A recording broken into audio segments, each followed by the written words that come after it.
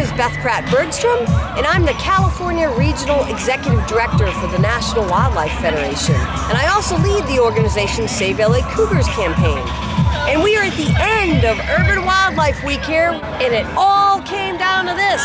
The P22 Day Festival in Griffith Park, celebrating LA's famous mountain lion, but also the LA people as well for being good to their wild neighbors.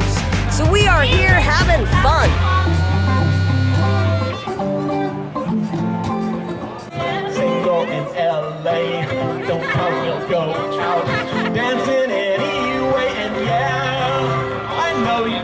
So I just finished a 50-mile hike that started 5 days ago in Agora Hills at Liberty Canyon, the site of the wildlife crossing that we are working to build to help save the Los Angeles area mountain lions from extinction.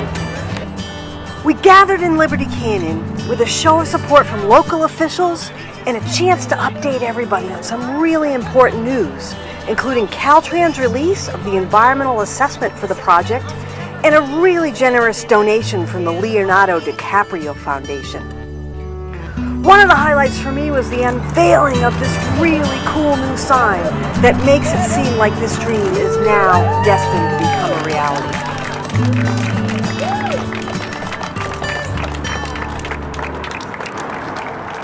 Then, representatives of the Chumash gave a tribal blessing, which helped us get underway.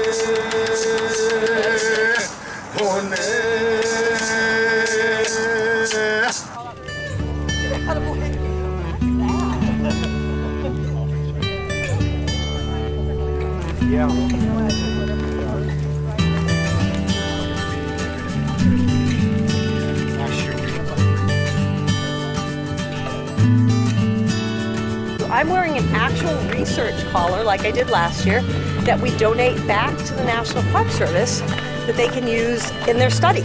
So last year Beth was wearing a radio collar that now P55, a young subadult male, is wearing. We actually captured him in the northwestern part of the Santa Monica Mountains this past April, and he's been a very interesting young male.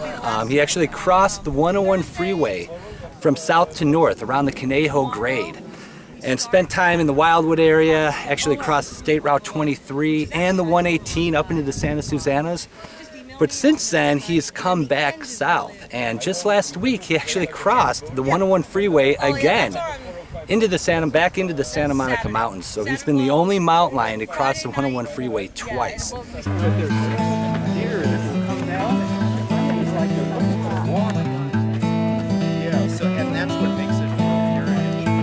Since last year, we've marked a couple litters of kittens, one of them being P53's first litter. We marked two of her kittens, a male and a female, P59 and P60. Actually near Malibu Creek State Park, not too far from here. So that was very exciting to see that she reproduced and is successfully raising her young.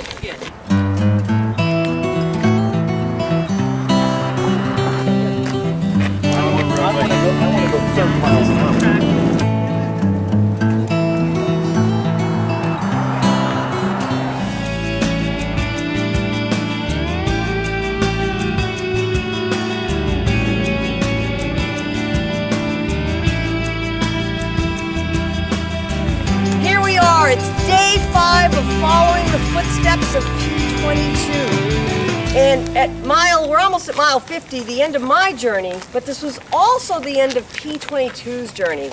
And you can see why. He crossed 2 freeways to get to Griffith Park, this small patch of habitat in LA, but when he got to this side, there was nowhere to go. He had another freeway, the 5 on this side, the 134 on this side. He probably saw the open space here, the Verdugos and the Angeles National Forest, but he couldn't get there. So this is what this hike really is demonstrating, is the challenges that this cat faced and his remarkable journey that he kept going anyway. We just came across Griffith Park. The 50 miles made it to the other side, to the bottom, and we are about to come across a big crowd of the Puma-loving public, a bunch of students and adults who are going to hike with us the last half mile to the stage. This is awesome. This is what it's all about.